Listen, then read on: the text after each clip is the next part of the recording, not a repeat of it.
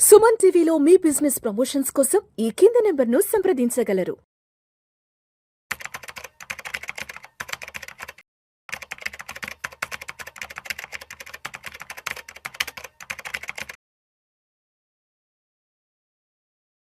అనిల్ గారు నమస్తే సార్. నమస్తే విష్ణు గారు. Sir welcome to Vishnu talks and welcome to Suman TV. Thank you అండి. సో అనిల్ గారు, సిబిల్ స్కోర్కి సంబంధించి నేను ఒక డిఫరెంట్ ఆర్టికల్ ఒకటి చదివాను సార్. ఒక వ్యక్తి తన సిబిల్ స్కోర్ తగ్గడం వల్ల సుప్రీంకోర్టుకి వెళ్ళి కేసు వేసి గెలిచాడంట.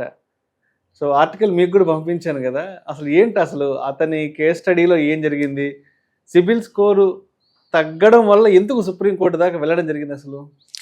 సో ఇక్కడ ఏంటంటే ఇతను ఉత్తరాఖండ్కి చెందిన వ్యక్తి రాజేందర్ సింగ్ పన్వర్ అని. సో ఈయన ఏం రియలైజ్ అయ్యాడంటే తన సిబిల్ స్కోరు ఇయర్స్ టుగెదర్ నెగిటివ్కి వెళ్ళిపోయింది. తనకి ఎటువంటి లోన్స్ రావట్లేదు, అన్ని ఫైనాన్షియల్ సర్వీసెస్ ఆగిపోయినాయి.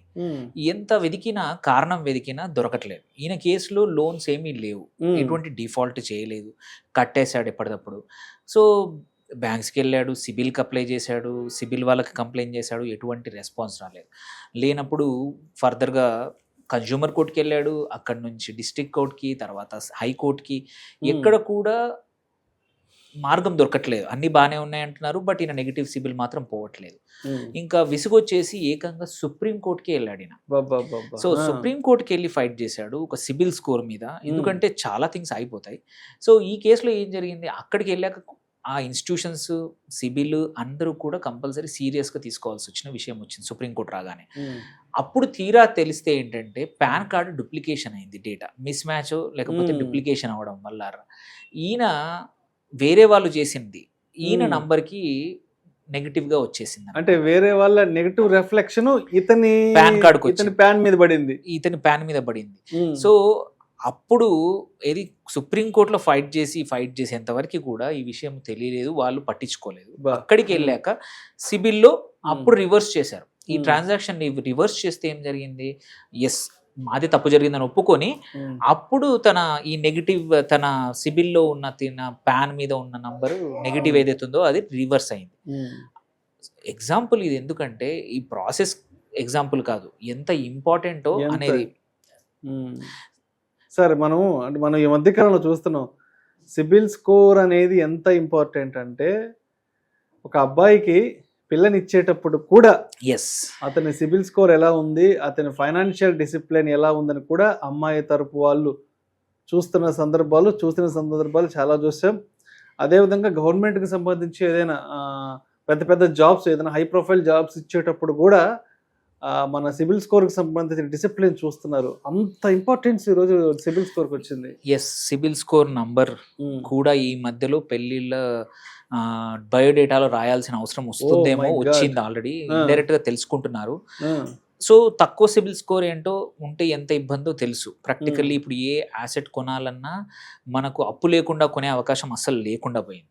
సో కంపల్సరీ అప్పు చేయాలంటే సిబిల్ స్కోర్ కరెక్ట్ ఉండాలి. సిబిల్ స్కోర్ బాగా ఉంది లేదు అనేది చూసేది ఎవరో కాదు, మనమే చేసుకోవాలి. మనం కరెక్ట్గా ఉంది లేదో చెక్ చేస్తే తప్ప తెలీదు. సో అండ్ దాని మీద నుంచి ఇట్లాంటి ఎర్రర్స్ జరిగాయంటే మాత్రం ఇంకా పెద్ద మేజర్ రెడ్ మార్క్ అవుతుంది మన హిస్టరీ మీద. సో అందుకే ఏం చేయాలి, ఫస్ట్ ఇట్లాంటి కేసు ఎవరికైనా రావచ్చు, ఈ ఇష్యూ నాకు రావచ్చు, మీకు రావచ్చు, ఇట్లాంటి పాన్ కార్డ్ రెప్లికేషన్ కానీ డూప్లికేషన్ ప్రాబ్లం ఎవరికైనా రావచ్చు. అందుకోసమే ఫస్ట్ థింగ్ మీరు చూస్తే ఎవ్రీ 3 నెలలకు ఒకసారి మన సిబిల్ స్కోర్ ఎంత ఉంది అనేది తెలుసుకోవడం తప్పులేదు. సిబిల్ కూడా 1000 రూపాయలు 800 తీసుకుంటారు సంవత్సరానికి. కొన్ని కంపెనీస్ యాక్చువల్లీ ఫ్రీగా ఇస్తాయి, కొన్ని ఇన్స్టిట్యూషన్స్, కొన్ని బ్యాంకులు కూడా నీ స్కోర్ తెలుసుకోవడం ఫ్రీగా ఇస్తుంది. ఎవ్రీ 3 monthsకి ఒకసారి నీకేమైనా స్కోర్ పెరిగిందా తగ్గిందా, తగ్గితే ఎందుకు తగ్గింది, అండ్ కుదిరితే సిబిల్లో మన రిజిస్టర్ అయితే ఎటువంటి మన పేరు మీద ఎటువంటి కొత్త క్రెడిట్ ఎంక్వైరీ రేజ్ అయినా ఇమ్మీడియట్గా మెయిల్ వస్తుంది మనకి, ఆర్ మెసేజ్ వస్తుంది, new account opened or new enquiry raised అని. ఎవ్రీ ఎంక్వైరీ రేజ్డ్ చేసినప్పుడల్లా స్కోర్ ఒక 1 or 2 points తగ్గుతుంది. కొత్త లోన్ అకౌంట్ ఓపెన్ అయినప్పుడు తగ్గుతుంది, ఒక డిఫాల్ట్ అయితే ఇంకా తగ్గిపోతుంది. సో ఇవన్నీ చెక్ చేసుకునే బాధ్యత మనది. క్రెడిట్ రిపోర్ట్ ఒక ఎవ్రీ క్వార్టర్లీ ఒకసారి చెక్ చేసుకోవచ్చు. దాన్ని సబ్స్క్రైబ్ చేసుకుంటే ఆటోమేటికల్లీ మనకు తెలిసిపోతూ ఉంటుంది. దాంతోపాటు మన ఆధార్, పాన్, అడ్రస్, ఇవన్నీ ఫోన్ నంబరు ఎప్పటికప్పుడు సిబిల్కి కరెక్ట్గా రిపోర్ట్ అయిందా, కరెక్ట్గా అప్డేట్ అయిందా అనేది కూడా మనం చెక్ చేసుకోవాలి. ఒక్కోసారి ఏమవుతుంది, ఎవరో తక్కువ ఎంట్రీ చేయడం వల్ల వేరే వాళ్ళ ఆధార్ కానీ వేరే వాళ్ళ అడ్రస్ కూడా మన దానికి వచ్చే అవకాశం ఉంది. ఓకే, సో అదొకటి. అట్లాగే ఏదైనా రాంగ్ వస్తే మాత్రం ఇమ్మీడియట్గా బ్యాంకుకి కానీ సిబిల్కి కానీ మెయిల్ రాసి ఇది రాంగ్ వచ్చింది, అప్డేట్ చేయండి, ఆర్ ఎన్బిఎఫ్సిస్కి అయితే అప్డేట్ చేయండి అని రిక్వెస్ట్ పెట్టి చేంజ్ చేయించుకోవాల్సిన బాధ్యత మనదే. వాళ్ళకి మనలాంటి వాళ్ళు లక్షల మంది క్లయింట్స్ ఉంటారు, బట్ ఎఫెక్ట్ అయ్యేది ఇండివిజువల్గా మనమే ఎఫెక్ట్ అవుతాం. ఏమైనా ఇబ్బంది వచ్చి ఇట్లాంటి స్కోర్ పడిపోతే మనకి లోన్ కానీ ఏమి దొరకదు, అప్పు పుట్టదు. అండ్ లాంగ్ డీలే ఉన్నప్పుడు ఏంటంటే ఇంకా మిస్ అవుతుంది ఇన్ఫర్మేషన్. కానీ ఎవరు ఎక్కడ సాల్వ్ చేయకపోతే, బ్యాంకుల్లో ఇవన్నీ సాల్వ్ చేయకపోతే మాత్రం మనకి లీగల్ రెమెడీస్ ఉన్నాయి. ఒకటి కన్జ్యూమర్ కోర్టుకి వెళ్ళడము, లేదంటే హయ్యర్ క్రెడిట్ ఇంకా వేరే కోర్టుకి వెళ్ళడము, అక్కడ కూడా సాల్వ్ కాకపోతే ఈ కేసులో ఇతను సుప్రీం కోర్టు వరకు వెళ్ళి ఫైట్ చేసి వ్యవహరించాడు, తెచ్చుకున్నాడు. ఎందుకంటే విసుగొచ్చింది, తిరిగి విసుగొచ్చి మరీ తేయాల్సి వచ్చింది. సో ఈ సిచ్యువేషన్ అందరం తెచ్చుకోవద్దు. వేరే వాళ్ళ తప్పుల నుంచి ఆర్ వేరే వాళ్ళకి జరిగిన ఇబ్బందుల నుంచి మనం నేర్చుకొని మనం బయటపడడం అనేది మన చేతిలో ఉంది. So CIBIL is very important, life line అయిపోయింది ఇప్పుడు.